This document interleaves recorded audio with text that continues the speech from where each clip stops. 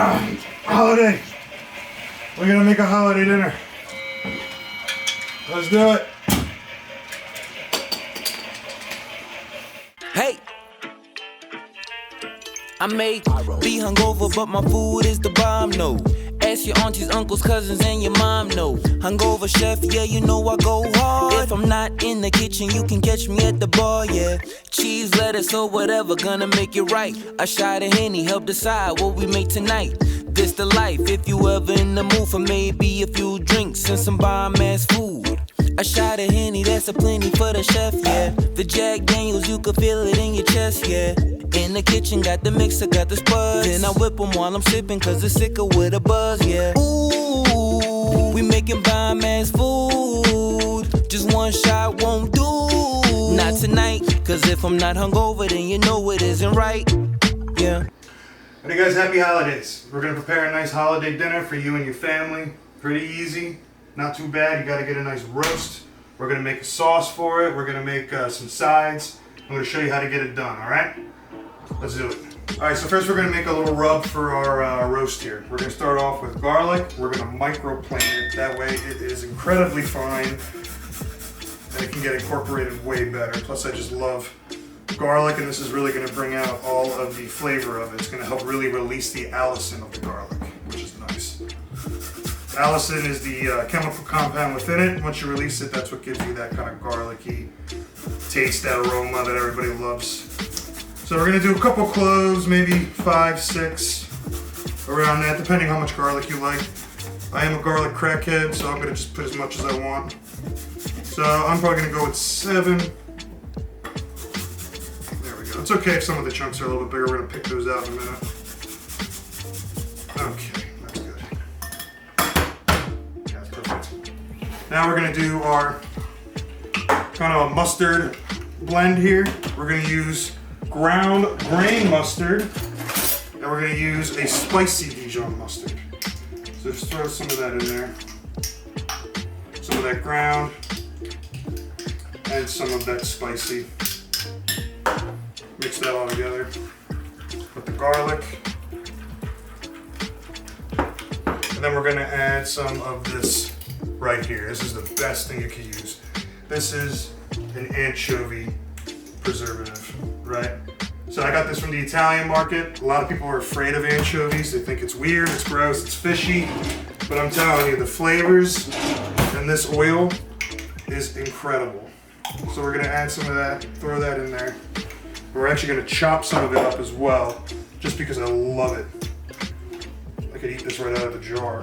I'm not gonna do that because it's pretty early today. All right, I'm just gonna chop her up. Nice and fine, almost into like a paste. This is gonna combat the richness of our roast, because that is a thick cut of roast with a lot of intermuscular fat, and it's gonna be rich. This is gonna give a salty, umami, earthy taste. It's really gonna help contrast all of that fat and richness. So throw that right in there. Now we're just gonna mix this all together. That's about the consistency that you're looking for. It smells great. You always want to use your nose. Your nose is the best instrument you can use when you're trying to figure out flavors. Alrighty, so we have our roast here. Now, I dry brine this for about 3 days. I probably did it a day too late, but that's okay, it's no big deal. I'm gonna show you how to dry brine this from the past. We're gonna go into the ghost of Christmas past. Ooh. So we're gonna dry brine this roast for the next 3 days. That means we're gonna cover it in salt, right? We're gonna cover it in salt. It's gonna sit uncovered in the fridge for 3 days. It's gonna help bring all the moisture out. It's gonna help cooking it easier. It's gonna bring a nice, good sear to the top, and you wanna cover all sides. Make sure every bit of this roast is covered in salt. Do not worry about over salting. It is a thick cut. So all the salt's not even gonna penetrate it anyway. It's just to dry out the outside of it, all right? And we're gonna cut back to future me, where we're gonna show you how this roast is actually gonna be prepared, all right? All right, we're back. So Jerry showed you how to do that. As you can see, the coloration is much darker now. Much, much darker, more red. And it's actually not slimy, but it's very kind of waxy. That's how you can tell that the roast has dried out well. You're gonna wanna get a standing rib roast, okay? And this is a 4-bone rib roast. If you're gonna do this and you wanna do it right, you gotta shell out money for this. I know that I'm never gonna tell you to overspend what you can't afford, but if you wanna do this, these roasts are kind of expensive. You can get them at Costco. You wanna get the rib included in these because the rib's gonna provide flavor and structure when you're cooking it. And I've also tied it just to give it an even cook, squeeze it together. Once it's cooked, it'll retain its shape and I can actually remove these completely fine. Yeah, no, you wanna make sure you get the right kind. I got a butcher who hooks me up, and there it is. So what we're gonna do is I'm doing something that a lot of people don't really do, but I like it. We're gonna rub this whole thing in this lovely, lovely duck fat. Duck fat is such an amazing product. I love it. It's like any kind of olive oil, but just on crack. It brings a wonderful flavor to everything. This is gonna look kind of phallic, so don't mind me. You're gonna just rub this whole puppy in it. Make sure you use gloves too when you're doing this. You don't want to be touching raw meat all the time. Now that we got this glisten, you can even just smell it already with the oil. Lovely. Okay, so now that that's rubbed up, we're gonna take our mustard kind of mixture that we got from earlier, and we're just gonna get our hands dirty here. That's why you want to use gloves, and just rub this whole thing on there. Get it every nook and cranny. This is gonna be our lovely, lovely flavor. Just get it all up in there. Now, I should mention that if you're going to do this, bring your roast out of the fridge about 3 hours before you're gonna cook this. It's gonna bring it up to room temperature. It's gonna help it cook faster. You're gonna need to work your schedule around this thing. Because if you don't, and you have people coming over, you wanna make sure that this thing's cooked, you know? If you do this right, if you don't do this right, I've had done this before and my dinner was very, very late because of it, because I didn't take into account for cooking times. But if you take account for it, you're gonna be just fine. Okay. Now that she's all rubbed up, we're gonna move on to the next step. Alright, so now that our roast is all covered up in our mustard mixture, we're gonna get our roasting pan ready. We're gonna set up a nice little nesting bed for him with a whole lot of rosemary. Just put that right in the bottom of our pan here. Then we're gonna set up some nice thyme. All ingredients that we somehow always use on this channel. We're also gonna put in some bay leaves, which I forgot to grab. Bay leaves, here we are. You can set up whatever aromatics you want. You know, you can even put, I don't know, tarragon if you want it, if you really like a licoricey taste. It's whatever you want. Okay, and now we're gonna take our beautiful garlic, whole garlic, right? What we're gonna do here is we're just gonna chop it right in half. Don't even bother peeling it. There we go.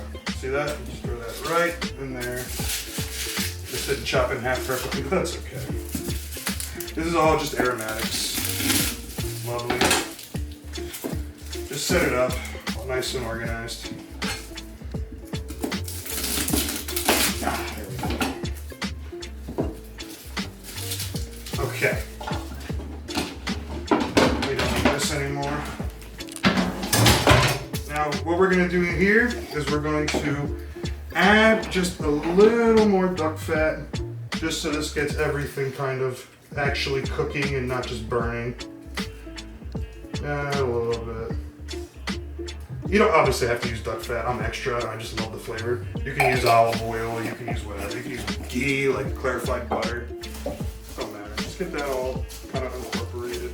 This is going to add just such a lovely smell and kind of flavor to the meat here. Okay, now that we got that set, we're going to take our roast bone side down, because the bones itself is going to act like its own kind of resting rack in here.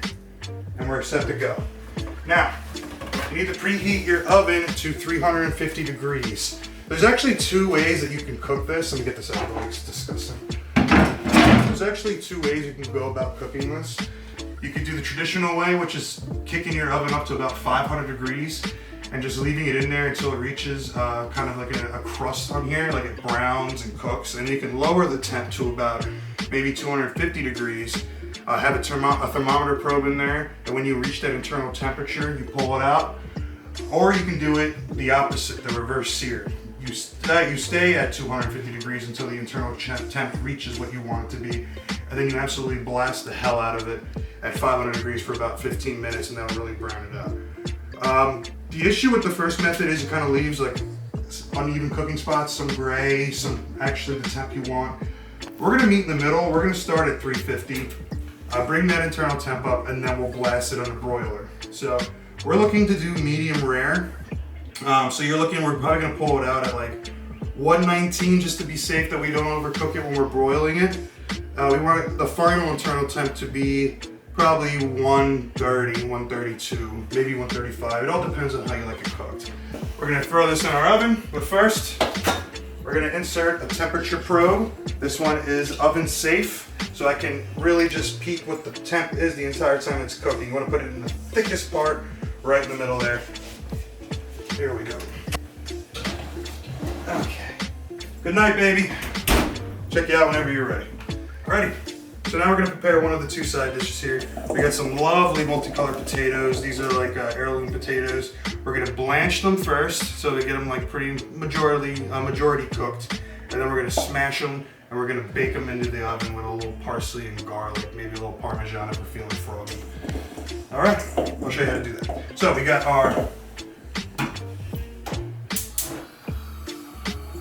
we have our water. You want to put the potatoes into cold water and bring it up together.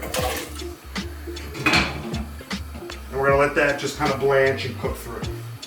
Okay, so the second side dish we're gonna do is a classic in my family and any Italian household. This is pretty much like this quintessential side dish, this broccoli rabe. Now, broccoli rabe is pretty easy to cook, but you want to make sure you almost overcook it because this is a very strong vegetal item. You want to make sure you cut this right. We're going to show you how to do that. There are two ways you can go about doing this.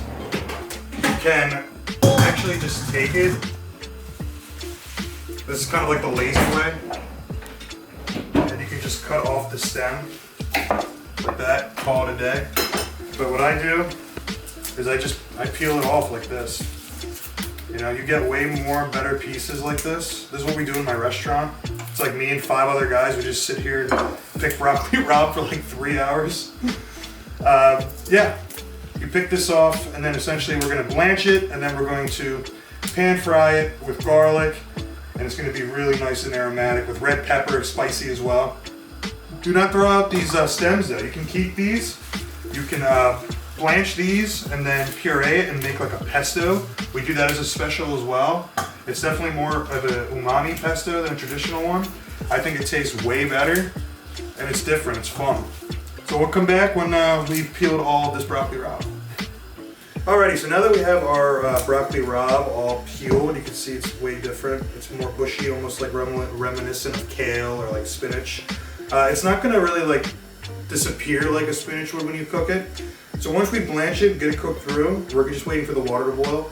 Then we're gonna drain it, let it chill for a second, then we're gonna saute it with some garlic and red pepper flakes. Get it nice and spicy and salty and delicious. We'll come back to you once our water is ready. Alrighty, so our water's boiling. What we're gonna do is we're gonna throw this right in there. We're gonna just cook it through. And we lost some on the floor, but that's okay.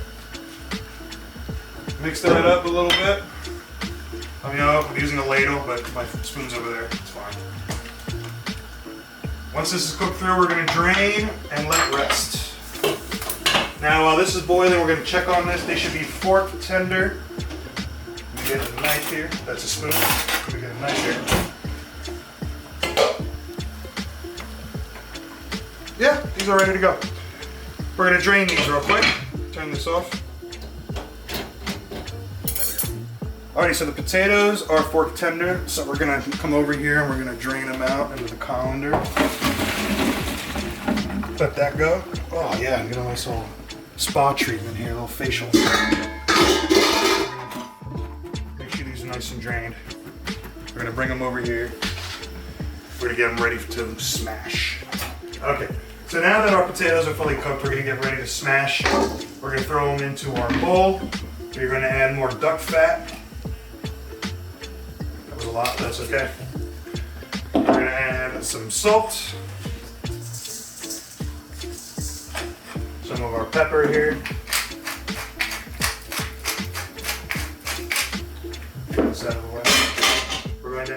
some rosemary. Doesn't have to be too fine. And we're going to add some parsley. We got our knife. We're going to, like I always tell you, ball up our parsley and slice. That should be enough. Throw that in. Give it a nice toss.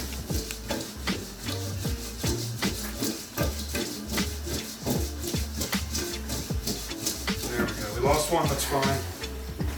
Throw it here. Look at that. That already smells amazing. And we're going to just smash these. I'm going to get a spoon. There we go. Smash them up. It's very satisfying. These are still pretty hot.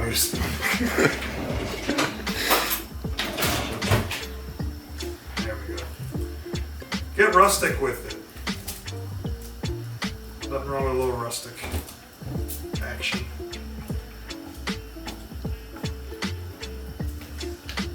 I'm smashing these because it creates a nice surface tension, or surface area, excuse me, and it's nice and crispy, and it's just fucking fun. There we go. Spread them out, make sure they're not too crowded up, and we're gonna throw this into the oven. We're just gonna throw them into the oven with the roast here. That's okay. 350 is a good temp anyway. Like I said, these are already cooked. We don't want to dry them out. That goes in. All right. Okay, our broccoli rabe is cooked through. Look at that. We're gonna drain this, let it set for a minute. So we're gonna bring it over, drain it out. There we go. Our broccoli rabe is chilled a little bit. What we're gonna do is we wanna make sure we get all of the water out. So I'm gonna take some paper towels. You can use a kitchen rag, even a clean one. Throw that on there. And we're just gonna get all that extra liquid out. So ball it up. And we're gonna twist. See all that extra liquid? Get another one because it's breaking. There we go. Get all that extra liquid out. That should be pretty good. So the broccoli rabe has been de-liquefied. So we're gonna get it ready for roasting, or for sauteing. We're gonna take some garlic. We're gonna palm strike. That makes it easier just to chop.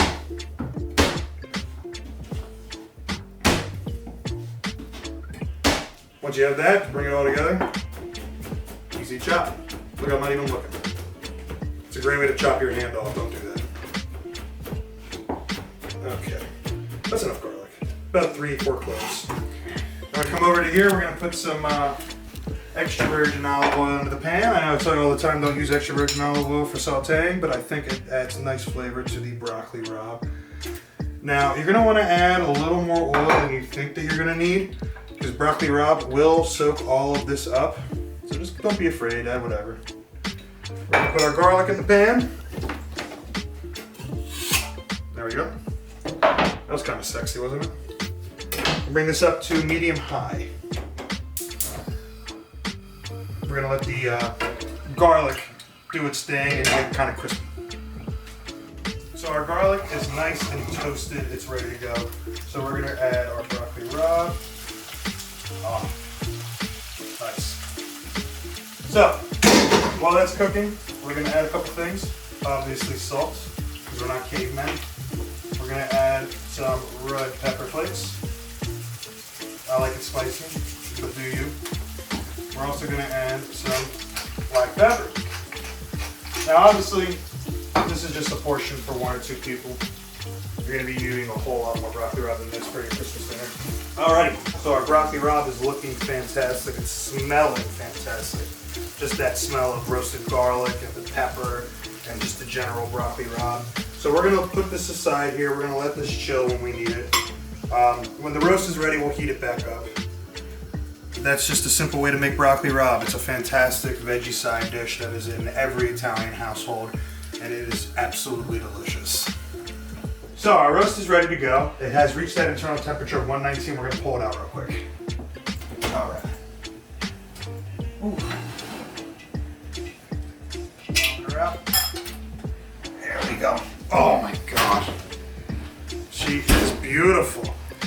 So what we're gonna do now is we're gonna put this on our little board here. We're gonna let this rest for at least 10 minutes, and then we're gonna blast it in the oven, get it nice and crunchy at 500 and maybe 15 degrees for about 10 minutes. All right, well, our potatoes are ready. There we go. There we go, we got some nice color on these. They're nice and cooked and crunchy, and they're gonna be delicious. We're gonna let these chill out as well with the broccoli rabe, and then when we finish our roast off, we're gonna plate everything together.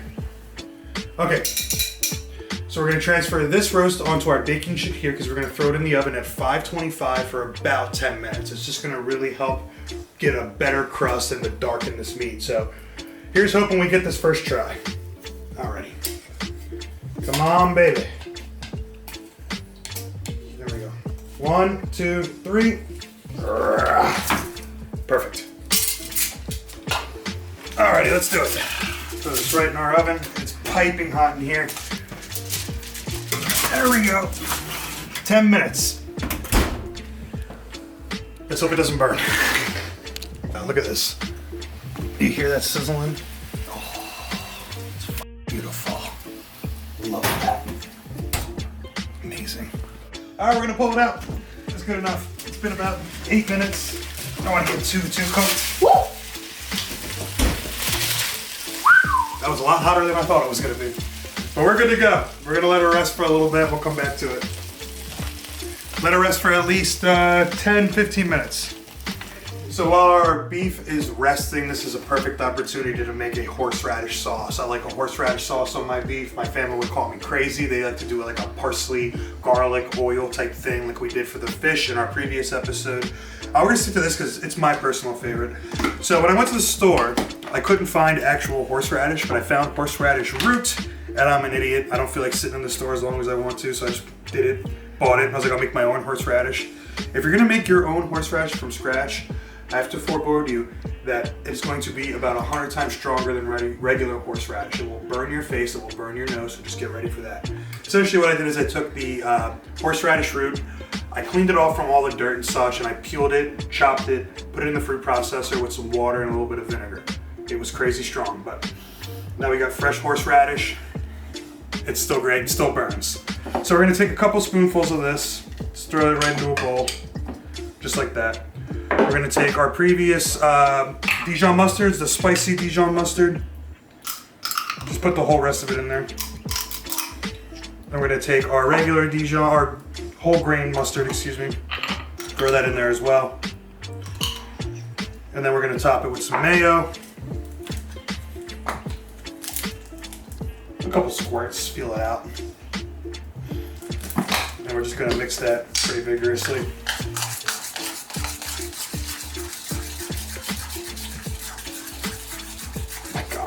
It's still kicking. It is so strong. But that's about it. That's a nice consistency. You can add some salt to it if you'd like. Give it a taste. Ooh, it's good. It's strong stuff. But you're gonna need something strong like this, something that'll kick you in the butt, because this is an extremely rich dish. It's a lot of fat. It's a lot of richness. We have the duck fat going, which makes it even more rich. This will be a nice contrast to that kind of overall taste. You know what I mean? So you have this crazy kick in the teeth to mix this nice, elegant, creamy, rich flavor. She's rested long enough. She had her steak. She relaxed it. She chilled out. So we're gonna take the roast. She's pretty cool to the touch. I can handle her pretty well. And we're going to remove our twine here, just to like free her out. There's one. There's two.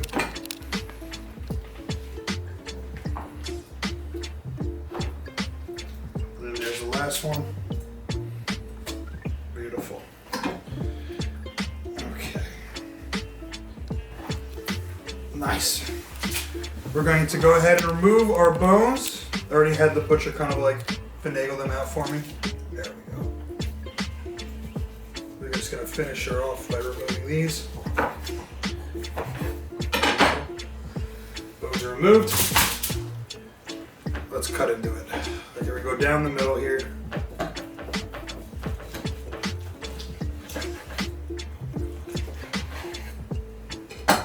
There we go.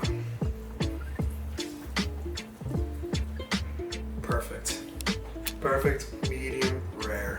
I love it. Now, what you can do if you're feeling like a king, you can cut yourself off a nice inch thick steak here. It's a little extra. But generally, what I would do, cut it real thin, serve it on the plate, which we're gonna do now. So now we're gonna plate our meat here. We got a nice little broccoli rabe here, still pretty warm. Some of our papas, our potatoes, fried in duck fat. And then we're gonna take our prime rib. Look at that. Oh, hell yeah. Beautiful.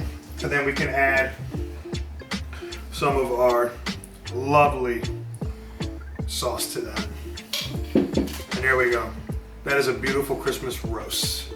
Doesn't get better than that. Like I said, you don't need to be serving chunks this big. Cut it thin, share it out. We're doing this for the sake of the video. But make sure you do nice thin cuts. I wanted to do like a big old, like you're some kind of king in a castle, Steak as big as a toilet seat. But there it is. Anyway, I hope you guys have a wonderful, Merry Christmas, Happy Holidays, Happy Hanukkah, Kwanzaa, whatever you celebrate. As long as you're with your family and you're happy, I hope you guys enjoy it. Thank you for watching the video. I hope you like, comment, share, subscribe, leave a comment, tell us how you like your steak cooked, and have a happy, happy holiday. Go have a beer on me.